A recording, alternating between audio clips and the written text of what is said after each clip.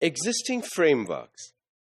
There are frameworks that exist, especially in the developed world, related to environmental education and sustainable development.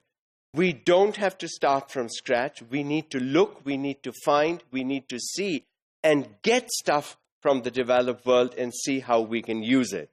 So we are going to take a look at some of the existing frameworks and suggest parameters for both environmental education and sustainable development. The Convention on the Rights of the Child outlines the necessity of a safe and healthy environment for children to thrive. This is a convention that happened quite some time ago, but it highlights the rights of the child for a safe and healthy environment. No matter how young the child is, the child needs a safe and healthy environment in order for them to be successful and to grow to their full potential.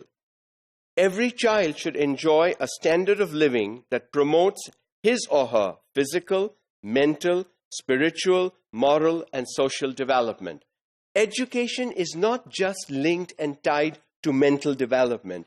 We want to develop the whole child. And if we are interested in the whole child, education should focus on the physical development, spiritual development, moral development, social development, and mental development. And when we look at the whole child, when we look at all these aspects that make a human being, I think the child begins to understand his or her own worth.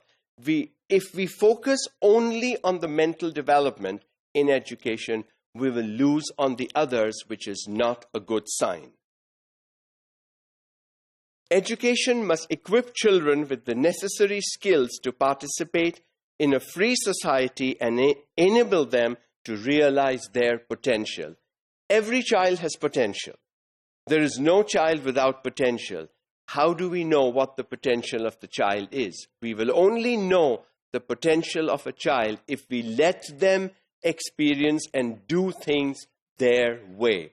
Instead of imposing one way to do things, let them do things their way. The potential of the child must be fully explored, and the child should be allowed to work in the area where his potential is strongest. It is important to note the diversity in children's backgrounds and capacities to cope with climate change. Children come from different backgrounds. There is the rural background, there is the urban background, and even within the rural and urban settings, there are locations. All locations in a city or in a village are not the same.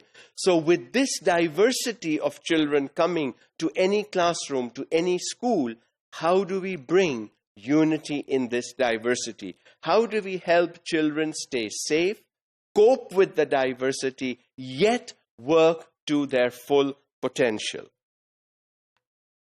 The UNESCO's Convention Against Discrimination in Education 1960 acknowledges the crucial role of education in ensuring equality of opportunity for all children.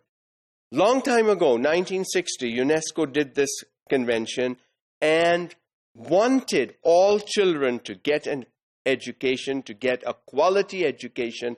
The accessibility and opportunity for education must be provided to all children without gender bias, without age bias, without economic bias or social bias. All children must get education irrespective of who they are or where they come from.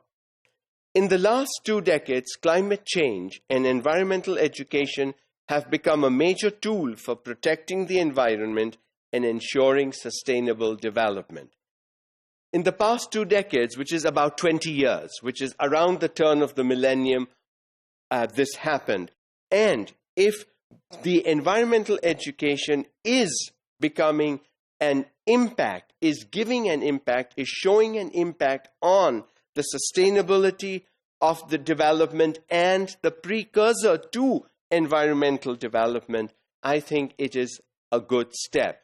We must teach young children to protect the environment and to do it consistently so that sustainability over the long range will be beneficial to them and generations after that.